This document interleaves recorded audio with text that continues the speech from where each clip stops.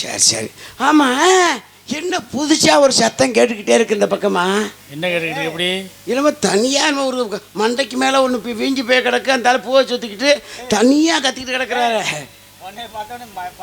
சரியான பயந்தொலி.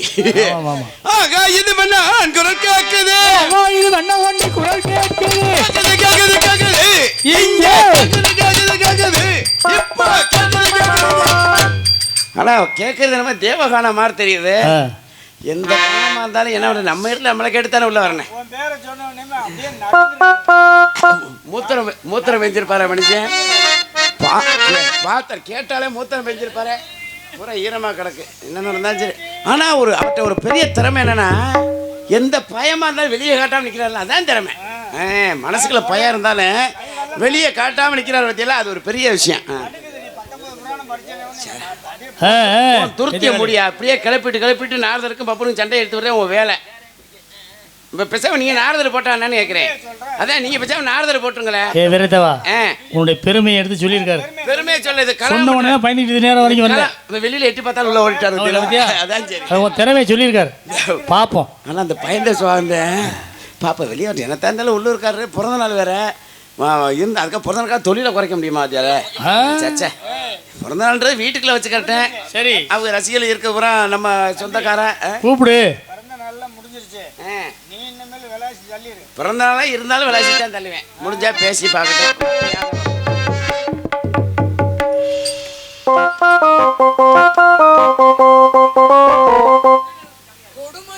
இசை அமைப்பாளர்களே, நான் ரொம்ப பாட விரும்பல, நீங்க சற்று ஓய்வு எடுத்துக் கொள்ளுங்க. எல்லாம் ஓய்வு எடுங்க. ரவிவர்மாவா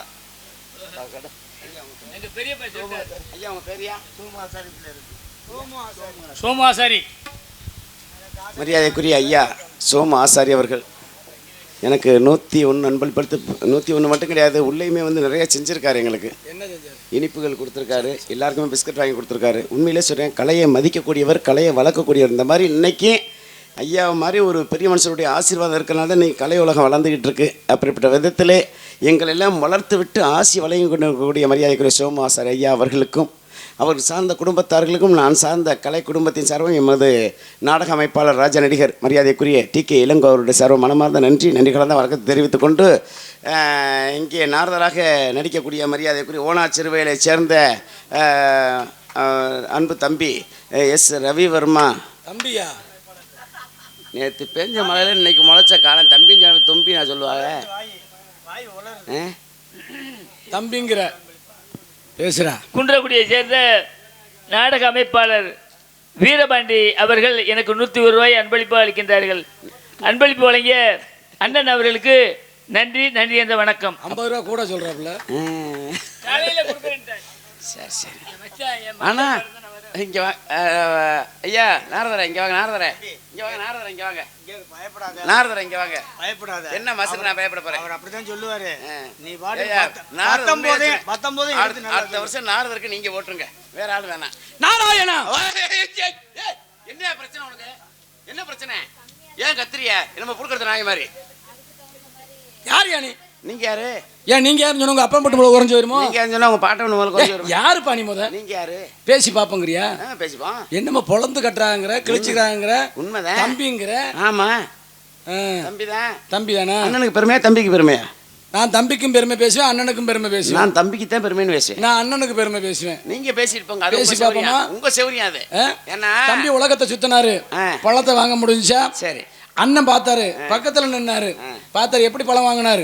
தாயும் இதுதான் தந்தையும் இதுதான் உலகத்துக்கு. உலகம் என்றால் என்ன, தாய் தந்தையர் என்றால் என்ன?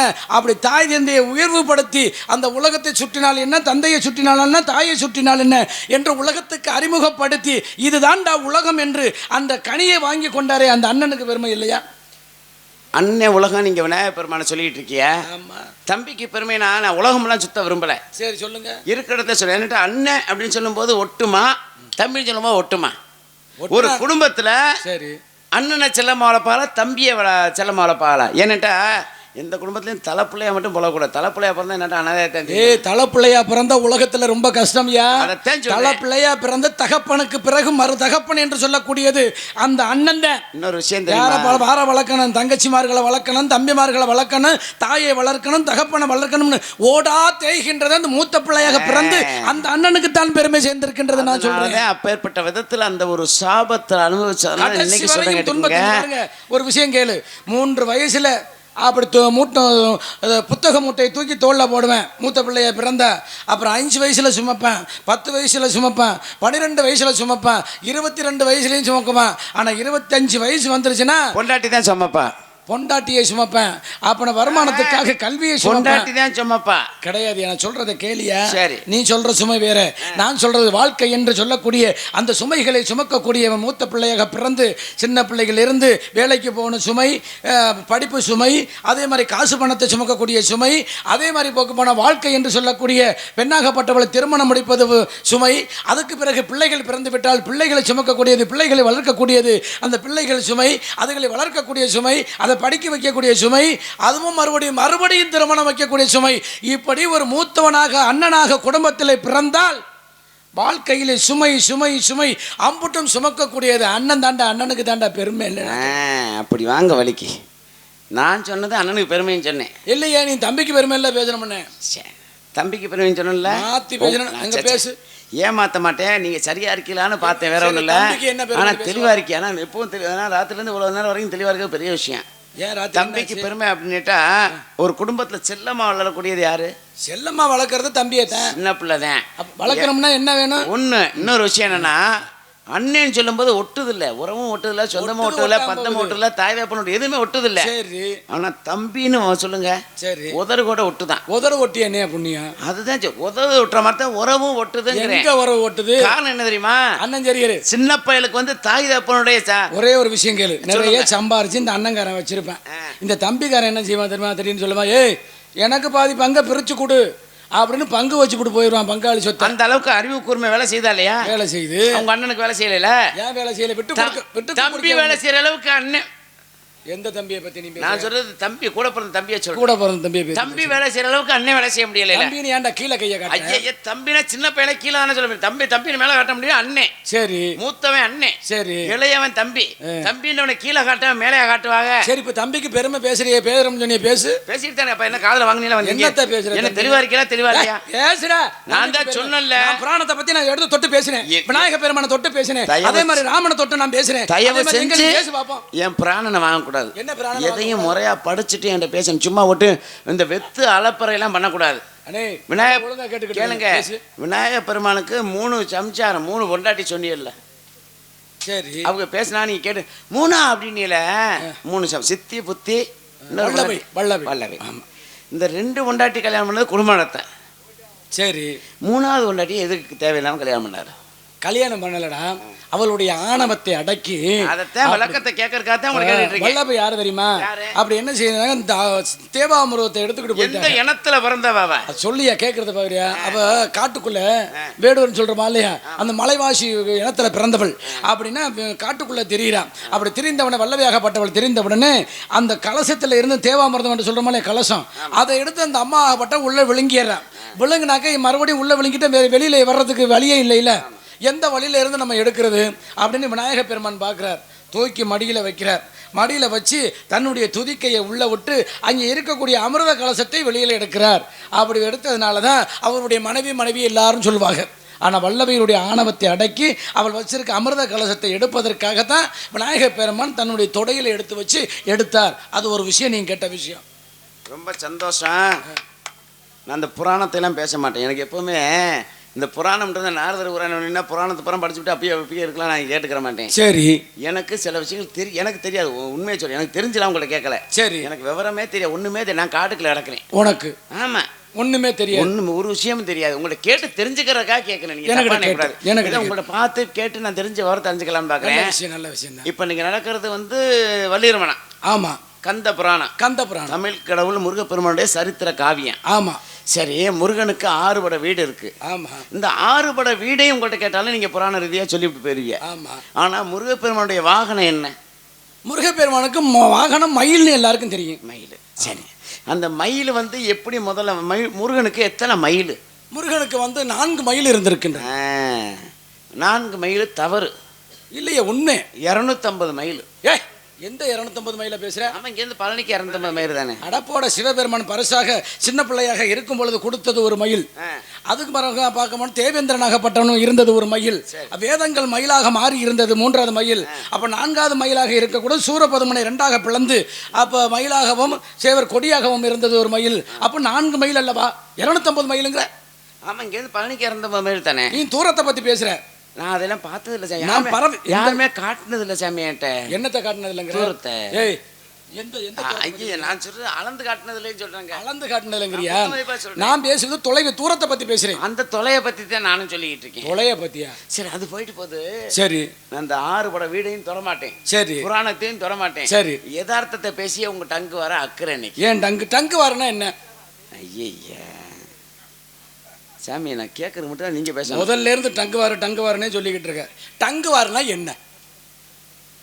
நீங்க என்ன என்கிட்ட வில்லங்கம் பண்ண வந்திருக்கீங்களா? இவ்வளவு வாய்களியா பேசுறாலும் வில்லங்கம் தான் பண்ண வந்திருக்கேன். பேசி பார்ப்போம். தொழில் வேறு, பழக்க வழக்கம் வேறு, பிறந்த நாள் வேறுன்னு நீ சொல்லிட்டேன். முதல்ல சொல்லிட்டேன். அவர் பிறந்த நாளா இருந்துட்டு போகுது, அவர்கிட்ட இன்னைக்கு சண்டை இழுக்க கூடாது அப்படின்னு சொன்னா அப்புறம் மறுபடியும் இழுக்கணும்னு ஆரம்பிச்சுட்டேன். தொழில் வேறு, நண்பர் வேறு, பழக்க வழக்கம் வேறு நீ ஆரம்பத்தில் சொல்லிட்டேன். நானும் ஒத்துக்கிட்டேன். உங்களையும் நான் முன்ன பார்த்ததில்லை. வரையில சொன்னாங்க, பக்கத்து ஊருக்காரன்னு சொன்னாங்க. சரி, பார்த்து பேசுப்பானாங்க. தொழிலை நான் விட்டு கொடுக்க மாட்டேன். நான் பதில சொல்லிட்டேன். என்ன பக்கத்து ஊராக இருந்தாலும் தொழிலை விட்டு கொடுத்துருப்ப மாட்டேன்டா. நானும் விட்டு கொடுக்க மாட்டேன். மாடு வத்தினாலும் கொம்பு வத்தாது. அதான் உலகத்துக்கே தெரியுமே. என்னது? எல்லாருக்கும் தெரியும் இந்த விஷயம். என்ன விஷயம்? இல்லை, இங்கே இப்போ சொன்னீங்க மாடு வத்தாலும் கொம்பு வத்தான்ற பழமொழி. அந்த ரகசியத்தை பேசாத. பழமொழி எல்லாருக்கும் தெரியும். சரி, அது போட்டேன். இப்போ சொன்னீங்கள மயிலை பற்றி எவ்வளோ கதை சொன்னீங்க. ஆமா, இந்த டங்கு வாரன் என்னட்டா, டங்க் அப்படின்றது என்னட்டா நாக்குன்னு சொல்லுவாங்க. வலையொலி ஓடிக்கிட்டு இருக்கு. ஆமா, டங்குன்றது நாக்கு. உலகம் எல்லாம் பார்க்கும். உண்மை அதுதான். டங்குன்றது நாக்கு. உலகத்துக்கு தவச்செல்வன் அதுக்கு ஒரு தலைப்பு வச்சு போடுவாரு. தவா உண்மையா பொய்யா? டங்குனா நாக்கா? நாக்கு. இன்னைக்கு உன் நாக்கு அக்கிறேன் பாரு. ஆமா, வாருன்றது நரம்பு. ஏன்னா உலகத்திலேயே கொடியது என்னன்னுட்டா நய வஞ்சகர்களுடைய நாக்குன்னு இருக்காங்க. உலகத்துல புத்தியால சண்டை வரவனு கூட தோத்தரலாம், கத்தியால சண்டை வரவனு தோத்தரலாம். எப்பட்றா அதெல்லாம்? ஆனா அந்த விஷமம் பிடிச்ச நாக்கை வச்சு ஏதாவது இடக்க மடக்கா ஊருக்கு சொல்லி கலகம் பண்ணிட்டான்னு வச்சுக்கோங்க, அது ஊராக புகஞ்சு மிகப்பெரிய கலவரத்தை வைத்தான் முடியும். அதுதான் சொன்னாங்க, நய வஞ்சகர்களுடைய நாக்கை விட கொடியது எதுவுமே இல்லைன்னு இருக்காங்க. அன்னைக்கு ஒருத்தன் டங்கு வாரனா என்னடா நினைக்கிறேன், முதுகெலும்புங்கிறானே. அவனுக்கு தெரிஞ்சது அவ்வளவுதான். அவனை குறை சொல்ல முடியாது. அவனுக்கு தெரிஞ்சது. நீ நாக்குங்கிற. நீங்க நாக்க போட்டு பேசி நாக்க வச்சு தானங்க பேச முடியும். நாக்கு ஒரு நேரத்துல போட்டேன். நாக்க போட்டதுனாலதான் மொசரக்கட்டையை பார்த்தாலே தெரியும். நாக்கு ஒரு நேரத்துல போட்டையா, நாக்க போட்டு நக்கி எடுத்ததுனால, ஒரு சொற்று பருக்கை எடுத்ததுனாலதான் எச்சிக்கலை அப்படின்னு சொல்லக்கூடிய ராதாகிருஷ்ண மந்திரத்தை எனக்கு கிடைத்தது. அப்படிப்பட்ட ராதாகிருஷ்ண மந்திரம் நம்ம காரைக்குடிக்கும் பக்கத்துல போனோம்னா எச்சிக்கலை சாமி அப்படின்னு ஒரு சாமியாகப்பட்டது இருக்கின்றது, ஒரு கோயிலாகப்பட்டது இருக்கின்றது. அதனாலதான் எச்சியிலை எடுத்து அதுல ஒரு சோற்று பருக்கை எடுத்ததுனாலதான் அன்றைக்கு ராதாகிருஷ்ண மந்திரமாகப்பட்டது அந்த நாக்கு போட்ட கதைனால வந்தது. முன்னாடியே ஒருத்தர் நாக்க போட்டு எடுத்திருக்காரு தெரியுமா? அது நாக்கால நக்கி குண்டலம் தில்லையில நடனம் ஆடும் பொழுது, அப்ப குண்டலம் அவிழ்ந்து விழுகும் பொழுது நாக்கால நக்கி எடுத்த மாட்டேன் நான் சிவபெருமான். கையாலே எடுக்கக்கூடாது, காலால எடுக்கக்கூடாதுன்னு சொல்லும்போது சிவபெருமான் நடனம் தில்லையிலே நடனம் ஆடிக்கொண்டிருக்கும் பொழுது காதில் கிடக்கப்படக்கூடிய குண்டலமாவை கீழே விழுது நாக்கால நக்கித்த சிவபெருமான் எடுக்கிறார். அன்னைக்கு விரலை வச்சு வாயில சப்பினாரு. உனக்கு சப்ப தெரியுமா? இது வரைக்கும் அனுபவம் இல்ல. நீ சப்பனது கிடையாது. அன்னைக்கு வந்து அவருடைய பசியை தீர்த்தது அந்த விரல். பசியை தீர்த்ததும் அந்த விரலால் தான். அந்த விரலிலே உமிழ்நராகப்பட்டது, கண்ணனாகப்பட்டவருக்கு அந்த சுவையாகப்பட்டது, உணவாகப்பட்டது. முதல்ல சொல்லிட்டேன், பாதையை மாத்தி புராணத்துல போக்கணும். என்ன புராணம்லாம் எனக்கு தெரியாது. சரி, அப்புறம் என்னதான் பேசுறேன்னு சொன்னாதே நம்ம பகுதியை பத்தியே தொட்டு வரேன் பாத்துக்கங்க. சரி, தொட்டு பேசு. இந்த முருகப்பனுக்கு வந்து 6 பட வீடு உலகத்துக்கு அது யார்கிட்ட கேட்டான்னு சொல்லுவா, எல்லாருக்கும் தெரியும். சந்தோஷம். அந்த முருகப்பெருமான் குடியிருக்கக்கூடிய வீட்டுல அவருடைய வாகனமாகப்பட்டது மயில். ஆமா, அந்த மயிலுடைய தோற்றத்திலே அமையப்பட்டக்கூடிய ஒரு இடம் இருக்கு. அதாவது அவர் குடியிருக்கக்கூடிய இடம், அந்த மயில் என்ன தோற்றத்துல இருக்கோ அதே மாதிரி அவர் இருக்கக்கூடிய மலை அதே மாதிரி இருக்கு. அது எந்த ஊர்? கோப்ப மைனா சொல்லியா? அப்படி வர்றியா? அந்த சொல்லியா படிச்சு சொல்லியா? சொல்லி கொடுத்து கூட்டி கொடுத்துருக்கீங்க. பேசணும், இங்க பேசக்கூடாது. என்ன ஏன் பேச மைக் இருக்குல்ல, பேச. அம்மா பேசுறதா வந்திருக்கேன். நான் சொல்லிட்டேன், தைரியமா சொல்லிட்டா. அங்கிட்டு கையை காட்டுறது, இங்கிட்டு அங்கிட்டு போய் அங்கிட்டு ஓடி போய் கேட்கறது, அங்கிட்டு அந்த சோழி ஆகக்கூடாது. சரி, நின்று முடிஞ்சா நின்று பேச, பேசாம பைய தூக்கிட்டு ஓனாச்சிட்டு ஓடி போயிடுங்க. சும்மா நின்று இந்த வெட்டு அளப்பற என்ன வெட்டு சண்டியத்தனமா என்கிட்ட பண்ணக்கூடாது. பேசுங்க. நான் பதில் சொல்லிட்டேன்னா நீ என்ன செய்ற? என் காலில் விழுகிறியா? விழுகிறேன். மாத்தி பேசக்கூடாது. சச்சா, எனக்கு எப்பவுமே இந்த மாத்தி பேசிட்டு போக கூடாது. என் காலில் விழுந்து கும்பிடணும். பொய்ச்செயலி பழக்கமே கிடையாது. பதில் சொல்லிட்டு கண்டிப்பா பேசும். விழுகிறியா? நான் நின்று பார்ப்பேன். நான் ராத்திரில நின்றுட்டு தாங்க பேசுவேன். நீ நின்று பாக்குற, விழுந்து கும்பிடணும். நான் தான் மாட்டேன். நான் ஒத்துக்கிட்டேனே. உண்மையிலே நீங்க சொல்ற பதில் உண்மையா இருந்தா நான் கண்டிப்பா விழுகிறேன். மயிலே மலையாக எங்கே இருக்கின்றது அப்படின்னு பார்க்க போனோம்னா நம்ம குன்றக்குடிதான். தெரியுமா? மயிலே மலையாக இருக்கின்றது நம்ம குன்றக்குடிதான். தேவ கணங்கள் எல்லாம் பார்த்து சொல்றாங்களாம், எப்பா உன்னைய விட பெரிய ஆள்கள்லாம் நிறையா இருக்கிறாடா அப்படின்னு யாருக்கிட்ட சொல்றாங்க? பிரம்மா விஷ்ணு இவங்களுடைய வாகனம் என்ன அப்படின்னு பார்க்க போனோம்னா பிரம்மனுக்கு அன்னப்பறவை, அப்போ விஷ்ணுவாகப்பட்டவருக்கு கருடன். இவங்கெல்லாம் அங்கே வந்திருக்காக கைலை மலையில் போய் சிவபெருமானை பார்ப்பதற்காக. அங்கே முருகப்பெருமானம் போயிருக்கின்றார். அப்போ சின்ன மயிலை வச்சிருக்கின்றார். அப்படி மயிலை இருக்கும் பொழுது அப்போ தான் சொல்கிறாங்க, எப்பா நீ வந்து இந்த மயில் 2 மயிலாகப்பட்டது நீ இருக்கின்றாய், ஆனால் அந்த அன்னப்பறவைகளும் கருட பகனும் ஒன்னே விட பெரிய ஆளாம்ல, நீ சொன்னது மாதிரி ஒன்னே விட பெரிய ஆளாம்ல அப்படின்னு எல்லாம் பெருசாக சொல்லிக்கிட்டு தெரியுறாங்களே அப்படின்னு கேட்ட உடனே அப்போ தான் பார்த்தாங்களா, அப்படியா நாங்கள் போய் இதே போய் பார்க்குறோம் அப்படின்னு சொல்லி இவங்க 2 பேரும் இந்த மயில்கிட்ட சண்டைக்கு வந்திருக்காங்க. இப்போ மயில்கிட்ட சண்டை வந்த உடனே மயில் சும்மா விடுமா, பார்த்துச்சு ஏன்டா என்கிட்ட சண்டைக்கு வரிய அப்படின்னு சொல்லி இந்த அன்னப்பறவையும் அந்த கருடனையும் தூக்கி உள்ளே விழுங்கிருச்சான். இப்போ உள்ளே விழுங்கின உடனே அப்போ பார்க்குறாங்களாம், பிரம்மன் பார்த்து சொல்கிறான், எனக்கு வாகனம் கிடையாதப்பா முருகா, வாகனம் இல்லையே. அப்படியா, சரி. அவர் என்ன சொல்கிறார், பெருமாள் என் கருடனை தூக்கி முழுங்கிருச்சியா ஓம்ட்டு மயில் அப்படின்னு அங்கே சொன்ன உடனே அப்போ எல்லாரும் அங்கே போய் 2 பேருமே சொன்ன உடனே அப்போ தான் முருகப்பெருமான் பார்க்குறார், எதுக்கு நீ 2 பேரையும் முழுங்கின அப்படின்னு கேட்ட உடனே என்னை ஏளனமாக பேசினாங்க, முழுங்கிட்டேன். அப்படியா, என்னை கேட்காம நீ இந்த செயலை செஞ்சதுனால நீ பூலோகத்தில் மேலோகத்திலிருந்து மலையாக நீ பூலோகத்துக்கு போய் இருப்பாயாக அப்படின்னு முருகப்பெருமான் சாபத்தை கொடுத்ததுனால அந்த மயிலாகப்பட்டது மலையாக மாறி இங்கே இந்த இடத்துல வந்து விழுந்ததுனால தான் மயில் உருவத்தில் இன்றைக்கும் குன்றக்குடியில் மயில் உருவத்தில் இருக்கக்கூடிய மலை அந்த மலை தான். அதுக்கு பேர் என்ன தெரியுமா? குன்றக்குடிக்கு முதல்ல மயூரகிரி அப்படின்னு சொல்லக்கூடியது அந்த மயில் உருவமாக இருக்கின்றதாம். அதனால தான் மயூரகிரி அப்படிங்கிறது பேரு குன்றக்குடி மலைக்கு. உண்மை, சத்தியமா உண்மை இல்லைங்கிறேன். இது சத்தியமா உண்மைங்கிறேன். பொய் யார் சொன்னது? பொய் இல்லைங்கிறேன். பொய் இல்லைங்கிறேன். பொய் இல்லைங்கிறியா? ஆமா. அப்போ உண்மை. ஓரளவு குத்து மதிப்பா ஏத்துக்கலாம். அது என்ன ஓரளவு குத்து மதிப்பு? சரி, பழனி முருகப்பெருமானுடைய கோவணத்தோட நின்றது பழனி தானே? ஆமாம். அவர் பேர் தான் பழனி. பழம்னி அப்படின்றது அவை பிராட்டி பாடுனதுனால பழம்னி. ஆமாம். அந்த ஊரோட பேர் என்ன? ஆவினன்குடி. திரு ஆவினன்குடி. ஆவினன்குடி மட்டும்தான். ஆமாம். திருன்றது நம்ம மரியாதைக்காக வச்சிருக்கு. ஆவினன்குடி. ஆமாம். சரி, எனக்கு ஒரு சின்ன சந்தேகம். என்ன சந்தேகம்? பிள்ளையாரப்பாவுக்கும் பார்வதிக்கு என்ன உறவு? பிள்ளையாருக்கும் பார்வதிக்கு. பிள்ளையாரப்பாவுக்கும் பார்வதிக்கும் என்ன உறவு? பிள்ளையார் அப்பாவுக்கா இல்ல? ஐயா குடிச்சு புட்டியலையா? நான் நினைச்சது வேற, கடைசியில் அங்கே போய் கொடுத்துட்டீலையா? ஓட முடியும். நாங்களும் நான் கேட்டது பிள்ளையாரப்பனுக்கு பார்வதிக்கு என்ன உறவுன்னு கேட்க வந்தேன். சட்டம் சவுடால வரட்டாட்டம் இப்போ தானே ஆரம்பிக்கிறேன். போட்டேன் போ பார்ப்பேன். பிள்ளையாரப்பனுக்கும் பார்வதிக்கு என்ன ஒரு கணவன் மனைவி பிறப்பால ஆத்தாளும் பிள்ளையும் தானே? அது வேற விஷயம், அதை நம்ம தொட்டு பேச. சரி, அது போட்டேன். சரி, நான் ராமாயண ரீதியாகவே கேட்குறேன். சரி, நம்ம ராவணேஸ்வரன் சீலை ஏற்றிட்டு போனான்ல, ஒழுங்கா பேசணும். ராவணேஸ்வரன் சீலையை தூக்கல, சீதையை தூக்கி சென்றான். நீங்க புராணத்தை தப்பா படிச்சிருக்கீங்க. சரி, ராவணேஸ்வரன் சீலை ஏற்றிட்டு போனான்ல, சீதையை தூக்கி சென்றான். நீங்க சேலையை தூக்கி பார்த்துருக்கீங்களா இல்லையா? எந்த சேலையை நான் தூக்கி பார்க்கலப்பா. பார்த்தது இல்லையா? பார்த்தது கிடையாது. சரி, பரவாயில்ல.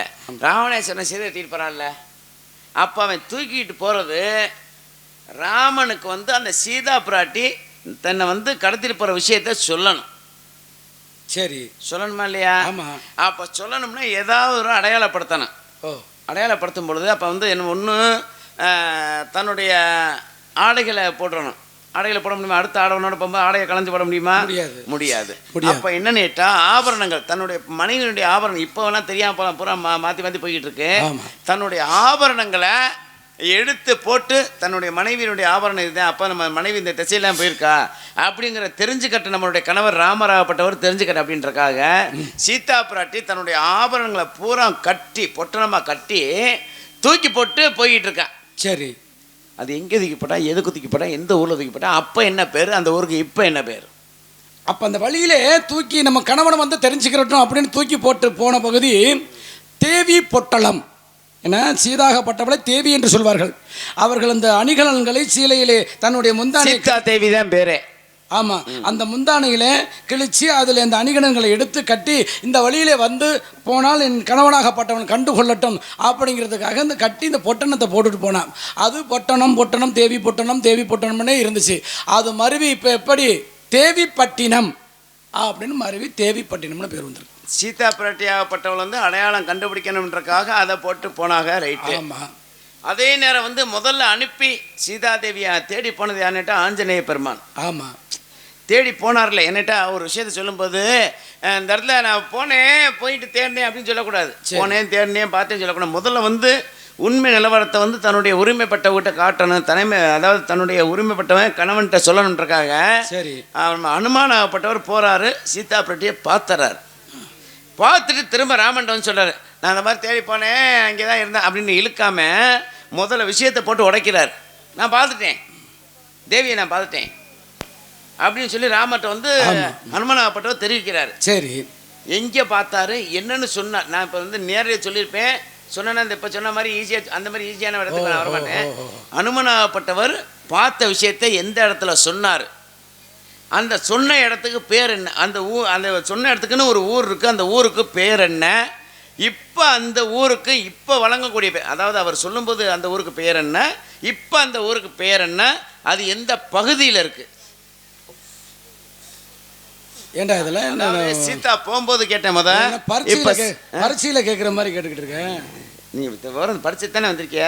நாரதர் இப்போ நாரதர் படிச்சிருக்கேன், புராணத்தை முறையாக படிச்சிருக்கேன். படிச்சு தாப்பா வந்திருக்கேன். படிச்சா பேசுங்க, படிக்கலாம் தெரியும் சொல்லி போக வேண்டிய. சரி, நான் தொட்டு பேசுறேன், உண்மையில ஒத்துக்க இல்லைன்னா மறுத்து பேசு. தெரியல பேச. இப்போ இலங்கைக்கு ஆஞ்சநேயர் பெருமான் போறார். அப்போ சீதையை கண்டுட்டார், பார்த்துட்டார். இந்த பார்த்த செய்தியை வந்து ரொம்ப இழுவையா நம்ம போய் சொன்னோம்னா ராமனுட்ட சொல்லணும். அதிர்ச்சி கொடுக்காம சொல்லணும் விஷயத்தை. அப்ப ராமனுடைய மனசு அதிர்ச்சி படக்கூடாது, உடனே நல்ல விஷயமா பார்த்து சொல்லணும். அப்படின்னு சொன்ன செய்தி தான் கண்டேன் தேவியை, தேவியை கண்டேன். மாத்தி சொல்லலாமா? கண்டேன் தேவியை, அது கண்ட தேவி. அவர் சொன்ன கண்டேன் தேவியை சொன்னதுனால தான் இன்றைக்கு கண்ட தேவி அப்படின்னு தேவகோட்டைக்கும் பக்கத்தில் இருக்கு. சரி, பரவாயில்ல, ஒரு ரெண்டு விஷயத்தை தப்பிச்சுக்கிட்டிய. அந்த தேவகோட்டைன்னு இப்போ நீங்களா வாயை கொடுத்து வம்பள மாட்டிக்கிறது என்ன? கண்டதேவி தேவகோட்டை பக்கத்தில் கண்டதேவி எல்லாருக்கும் ஓரளவு புராணம் வந்து பெரிய மனுஷனுக்கு புராணம் தெரியும். சரி, இப்போ உள்ளவங்களுக்கு தெரியாமல் இருக்கலாம். சரி, இந்த தேவகோட்டைன்ற எதுக்கு பேர் வந்துச்சு? உன்னை மண்டே புழக்க போறேன். நீங்க தானே தொட்டியா? நான் செவன கண்டதேவிக்கு தான் விளக்கத்தை கேட்டேன். ஒரு அளவு தான்டா கேள்வி. நான் விளக்கத்தை கேட்டது கண்டதேவிக்கு. சரி, ஆனால் நீங்களாம் வாயை கொடுத்து வம்பளம் மாட்டிக்கிறீங்க. ஏன்னா ஒவ்வொரு ஊர்லேயும் ஒரு காலத்தில் இப்போ என்ன புதுசாக வந்து அவங்க அப்பன் பேரில் அவங்க பாட்டன் பேரில் புதுசாக ஒரு குடியிருப்பை உருவாக்குறாங்க, பிளாட்டை போடுறாங்க. அப்போலாம் அப்படி உருவாக்க முடியாது. அப்போ பார்த்தா இந்த ஊருக்கு ஒரு சரித்திரம் இருக்குது, சூரக்குடிக்கு ஒரு சரித்திரம் இருக்குது, காரைக்குடிக்கு ஒரு சரித்திரம் இருக்குது, திருமயத்துக்கு ஒரு ஒவ்வொரு ஊரும் சரித்திர ரீதியாக தான் அப்போ பேர் வச்சாங்க. அப்போ தேவகோட்டைன்னு நீங்கள் இழுத்தீங்களா இல்லையா? ஆமாம், சொன்னீங்களா இல்லையா? தேவகோட்டைக்கு அன்னைக்கு பார்த்தீங்கன்னா செட்டிநாடுடைய கோட்டை அது. ஏன்னா பூரா பார்த்தீங்கன்னா ஊரை சுற்றி கோயில் இருக்கும், குளம் இருக்கும். நம்ம செட்டிநாட்டில் எல்லா பகுதியிலுமே கோயில் இருக்கும், குளம் இருக்கும். தேவகோட்டைன்னு ஏன் பேர் வந்துச்சு? தேவகோட்டைன்ற பேர் வந்தது மட்டும் காரணம் சொல்லக்கூடாது, என்ன காரணத்தினால சொல்லணும். சும்மா அந்த வெத்து ஓட்டிட்டு ஏன்ட்டு பேசக்கூடாது. என்ன காரணத்துல வந்து விளக்கமா சொல்லணும். சும்மா வந்துச்சியா அதையா போச்சியான்னு சொல்லக்கூடாது. ரெண்டு பேர் விளக்கமா தெளிவா முடிஞ்சா சொல்லுங்க, இல்லைன்னா இடத்த கழுவிட்டு பைய தூக்கிட்டு ஓலா சொல்லி ஓடி போயிருங்க பேசாம. ஏன் இப்படி எல்லாம் பேசுற? ஒரு அளவா பேசணும்யா. இப்ப காரணம் என்ன அப்படின்னு பார்க்க போனோம்னா, சிவபெருமனாகப்பட்டவர் தவம் செய்கிறார். இதை வந்து பார்வதி தேவியாகப்பட்டவர் கண்ணை பொத்திடுற. அப்படியே வந்து கண்ணை போட்ட உடனே இருட்டாக போயிடுச்சு. அப்போ தான் காளி அப்படின்னு கூப்பிட்டா உடனே இந்த அம்மாவுக்கு என்னை பார்த்து ஏன் காளின்னு கூப்பிட்டியே அப்படின்னு கோபம் வந்துருச்சு. அப்போ பார்த்தாக்க என்னுடைய கண்களை பொத்தியதுனாலே உலகமெல்லாம் இருண்டு போயிடுச்சு. அதனால உன்னை காளி என்று அன்போடு கூப்பிட்டேன். ஆகினாலே நீ பூலோகத்தில் போய் காளியாக 8 இடத்துல பிறப்பாயாக அப்படின்னு வரத்தை கொடுத்துட்டார். இப்படி வரத்தை கொடுத்த உடனே இந்த அம்மா பூலோகத்துக்கு வந்துருச்சு. 8 இடத்துல கொல்லங்குடி காளி, அங்கேயும் பார்க்க போனோம்னா இன்னும் தேவகோட்டையில் ஒரு காளி, இறகுசேரியில் ஒரு காளி, இப்படின்னு ஒவ்வொரு இடத்துலையும் காளியாக அவதாரம் 8 இடத்துல எடுத்திருக்கின்றார்கள். அப்போ தேவி கோட்டைன்னு தான் ஆரம்பத்தில் அந்த அம்மா கோட்டை அமைத்து தவம் இருந்த இடம்தான் தேவி கோட்டைன்னு மருவி முன்னால் இருந்துச்சு. அது மருவி இப்போ தேவகோட்டைன்னு வந்துருச்சு. அது ஒரு விஷயம். தேவர்கள் முனிவர்கள் எல்லாம் கோட்டை அமைத்து இந்த ராமணேஸ்வரன் சீதையை எந்த பகுதியில் கொண்டு சென்றான் அப்படின்னு கோட்டை அமைத்து பேசி முடித்த இடம்தான் தேவகோட்டை அப்படி என்று ஒரு பேர் வந்திருக்கின்றது. நீங்கள் பிரம்மச்சாரி தானே? ஆமாம். சன்னியாசி தானே? சன்னியாசினா என்ன, பிரம்மச்சாரின்னு என்ன? ரெண்டும் ஒன்று தாங்க. சரி, நான் மறுபடியும் ஒரு வார்த்தை கேட்டோம்னா குழப்பி விட காத்தா அப்படி கேட்கறது. சரி பரவாயில்ல.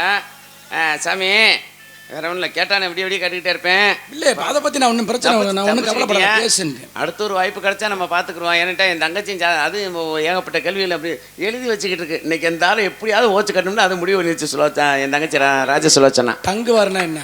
அதைத்தான் முதல்ல சொல்லிட்டு 7 வாட்டியா சொல்லுவாங்க. காதில் வாங்கல இன்னும் தெளிவாக இருக்கல. இந்த போதையை போட்டுட்டு இருக்கல பிறந்த நாளுக்கு.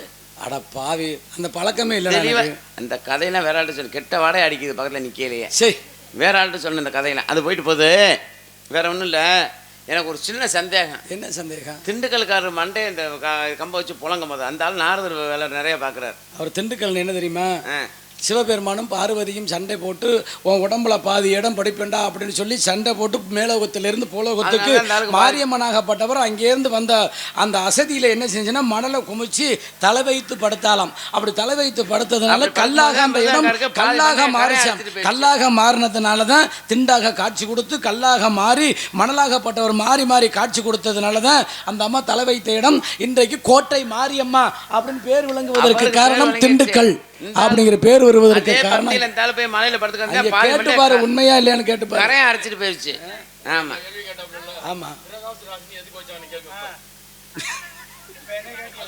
ஆமா ஐயா, கேட்க மாட்டேன். பிரகாசராஜன் என் பேர் வச்சாங்க. பிரகாசனா என்ன? அதான் யாரு பிரகாசனா? பிரகாசன்றது ஒளி, ராஜான்றது அரசன். அதாவது ஊருக்கு ஒளியா அரசனா வாழணும்ன்றக்காகத்தான் அந்த பேரை வச்சிருக்காங்க. நான் கேட்கறது புராணா, இது எப்படி கேட்கறேன்? நான் அதான் சொல்லி நீ பேருக்கு அர்த்தம் கேட்கல. பிரகாசராசனா யாரு? அதத்தான் பிரகாசனா நான் தாங்க. முகரே பாரு, நீ பார்க்கல தெரியலையா? ஏன் நாரதர் கண்ணு தெரியாதா? நான் தான் அந்த பிரகாசராஜா. அந்த பேர் யாரா பிரகாசராஜன்? நான் தாங்க. வேணா தேவட்டைக்கில யார் வேணாலும் கேட்டு தேவட்ட ராமனருக்கு வாங்க. சரி, அது அப்படியே இருக்கட்டும். உன் பேர் என்ன? எஸ்பிஆர் டிராவல்ஸ்னா பெரிய ஆள் பார்த்துக்கிறீங்க. உன் பேர் என்ன? வாய அடக்கடா, சும்மா வெட்டித்தனமா பேசுற. உன் பேர் என்ன? என் பேர் தானே. ஆமா, எல்லாரும் கூப்பிடுற பேர் தான். எப்படி கூப்பிட்டாங்க? என் பேர் சொல்லி தான் கூப்பிடுவாங்க. உன் பேரை சொல்லி எதிரால கூப்பிட்டாங்க? வாயினால தான் கூப்பிடுவாங்க. வாயால அப்பவே உனக்கு வச்சுட்டாங்களா? ஆமா, வாயிலே உன் பேரை சொல்லி கூப்பிட்டுருக்காங்க. என்ன பேர் சொல்லி கூப்பிட்டாங்க? என் பேர் சொல்லி தான் கூப்பிட்டாங்க. என்ன பேரா சொல்லி கூப்பிட்டாங்க? பிரகாசராஜா. பிரகாசராஜா வீரத்தவன். சரி, என் காலில் கும்பிட்டு விழு. எதுக்கு? நீ கேட்ட நான் மறந்துட்டு போயிடுவேன்னு நினச்சிக்கிட்டு இருக்கியா? கேட்ட கேள்வி அனைத்துக்கு நான் பதில் பேசினேன். சரி, நீ காலில் கும்பிட்டு விழுன்னு விட மாட்டேன். நீ மாற்றி எதுவும் பேசக்கூடாது. உண்மையே நான் மாற்றிலாம் பேச மாட்டேன். ஏன் ஒரு பழக்கம் என்ன தெரியுமா? என்ன சொல்ல காப்பாற்றிடுவேன். சரி, நான் உங்கள்கிட்ட என்ன சொன்னேன்? காலை விழுகிறேன்னு சொன்னேன். சரி, ஆனால் இப்போவே விழுகிறேன், இன்னைக்கே விழுகிறேன்னு யாரையாவது சொன்னேன்னா மாற்றி பேசக்கூடாது. என்ன சொன்னேன்? சொன்னது என்ன? உண்மையை சொல்ல. நான் இப்போ விழுவேன்னு சொன்னேன்னா சொல்லல. இல்ல பாத்தியா, நீங்க சொல்லுங்க. நான் இப்ப விழுகிறேன், இன்னைக்கு விழுகிறேன்னு சொல்லலாம். இல்லை, அவங்க ஆளு எப்படி சமாளிக்கிறான் பத்தியில? சமாளிக்கிறேன். உண்மை அதுதான். அவங்களுக்கு ஐயா இப்ப விழுகிறேன்னு சொன்னேன். ஐயா விழுகிறேன்னு சொன்னேன். அப்புறம் இது என்னன்னு தெரியுமா உனக்கு? அது பூநூல். காலையில ஆமா, சம்பளத்துக்கு கண்டிப்பா காலையில விழுவான் பாரு. அந்த நிமிடத்துல நம்ம ஊர்ல குறை இருக்காது. காலைல விழுக நம்ம சூரக்குடி பகுதி, சூரக்குடி மட்டும் இல்ல, இந்த பகுதியிலே குறை இருக்காது. சரி, ஆமா. சரி, இப்பதான் எனக்கு ஞாபகம் வருது. புலினே சொன்னீங்க. புளியாம்பழம் எந்த புளியாம்பழத்தை பத்தி நான் பேசுறேன்? அது சும்மா ஊரை ஏமாத்திக்கிட்டு இருக்கேன். ஊரை ஏமாத்துறியா? சரி சரி. ஊருக்குலாம் சொல்ல புளி அடிக்கிறேன்னு அந்த காட்டுல புளி அடிக்கிறேன்னு ரொம்ப பேர் நினைச்சிட்டு பூக்கும் காய்க்கும், ஆனா பழுக்காது. மரத்துல உள்ள புளியை போட்டு அடிச்சு அந்த புளியத்தான் நான் கேட்கிறேன்.